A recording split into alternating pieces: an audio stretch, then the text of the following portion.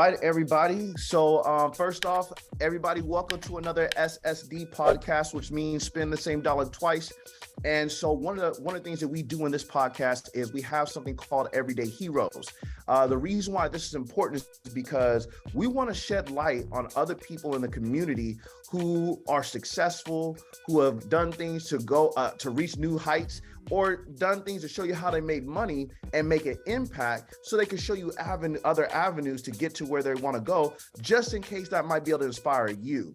And so because of that, now, of course, we're still always going to be talking about leverage, right? Because leverage is important in whatever we do. But one of the things that I think is very, very important is our guest here today, as you guys can see, is Miss Ameerah Thomas. And so I'm excited to have her here.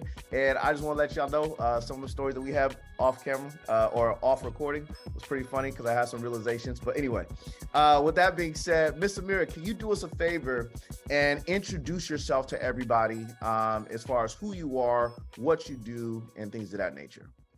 Absolutely. So hello, my name is Ameerah Thomas. I am here in Oakland, California, in the Bay Area. Originally from here, but raised in Atlanta. I am also a Spelman graduate. And I'm back here in the Bay Area. I work in birth equity. And I formerly was a program director of a program that is about birth equity here in the state of California. And I also run a consulting business of my own as well. So that's a little bit about me. I'm a new mom. So there's a lot of layers and aspects of me that I'm still learning and growing into. But I'm very excited to be here. So thank you for having me. Yes, indeed. Yes, indeed. And so funny story. So I actually met Ameerah not too long after the birth of her baby. And let's just say, when you meet people on Zoom, it ain't the same as meeting people in person, because well, anyway, I ain't gonna say no because I'm gonna leave it at that. So I had the pleasure of meeting her when it was she was coming into new parenthood or new motherhood. And one of the things is you sent me some of the information about your background, and we saw the website on your consulting agency. Well, before we even get to that, can you tell us a little bit more about your story? You know, how you got to where you are, because you mentioned that you have your own consulting firm. You mentioned that you are with say that again, with the birthing, say that again? Birth equity. The work that I do is birth equity, right? Yes. For those who don't know what that is, can you explain what that is first, real quick? Absolutely. So what we are seeing here across the country and in just nationally, what we are seeing is there are inequities in outcomes for Black women and Black babies. And here in the state of California, there's been a lot of funding that has been put forth towards addressing those inequities.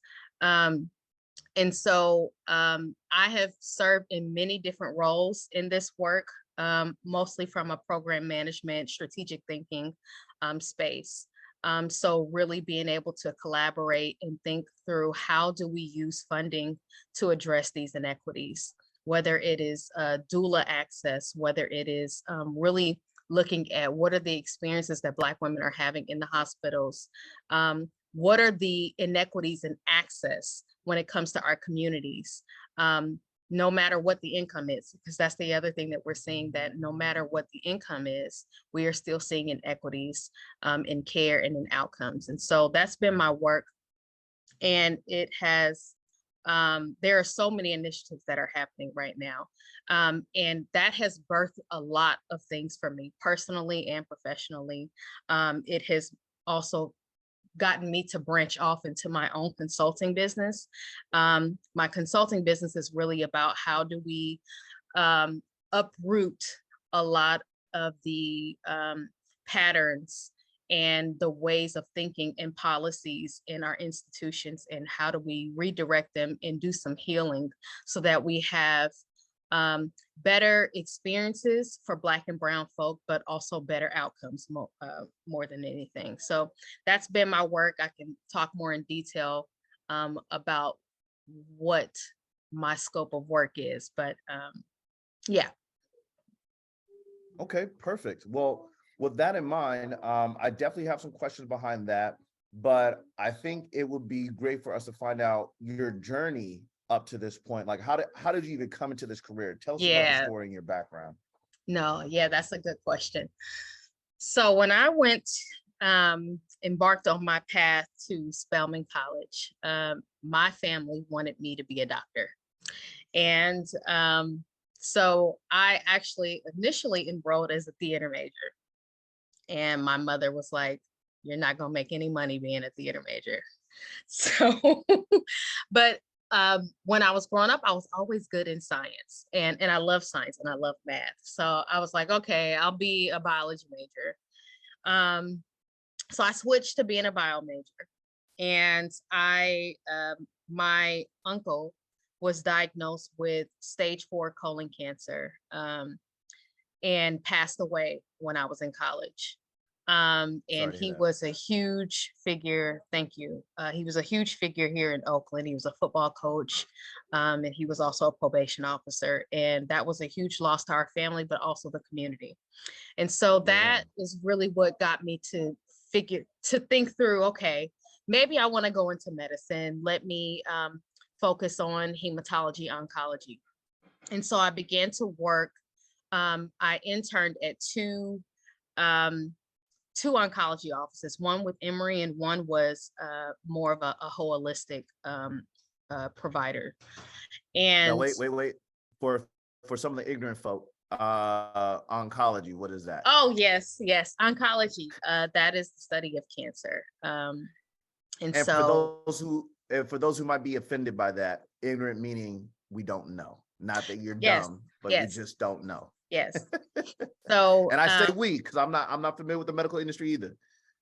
absolutely But go no. ahead, please. And I take that for granted. So thank you for stopping me. So hematology is the study of blood, and oncology is the study of oncogenes, cancer. So I began to intern at two offices, and I got a firsthand experience at a very young age of the challenges of being in that type of role. And I realized that, one, with knowing who I was, that I would not be able to work in this space. It was very hard. It was very hard seeing folks go through that battle and some of them not make it out.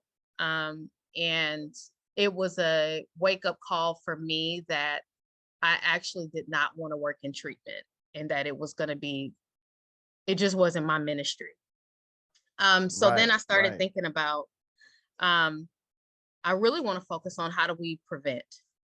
And that's what got me into public health. And so um, I ended up going to grad school in New Orleans, Tulane University, and then I made my way out here to the Bay Area.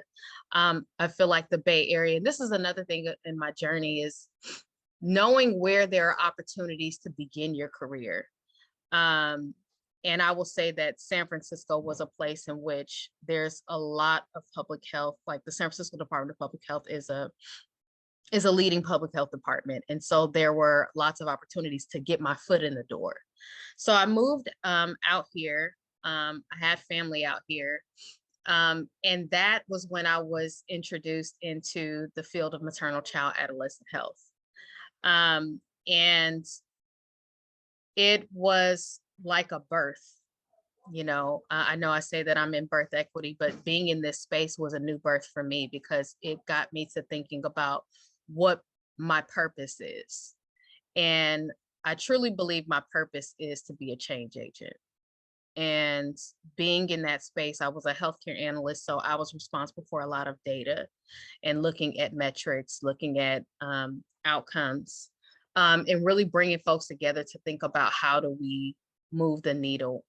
So that's what got me here. And then I'm a person that believes in continuous learning and growing personally and professionally. And it really, that was the first stop to me,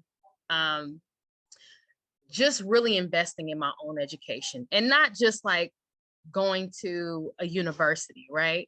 But really reading a lot, really going out and searching for where are opportunities for me to challenge how I'm currently thinking about things? Because then when you're in public health, you start to learn how there are determinants of health, how racism, how environmental injustice, how all these different things have an impact on our health, how cancer comes to be when we're exposed to experiences from childhood, when we're exposed to whatever we're living in, what circumstances we're living in, what we're seeing all the time, the type of emotions that we have all the time, how they're all related to our health.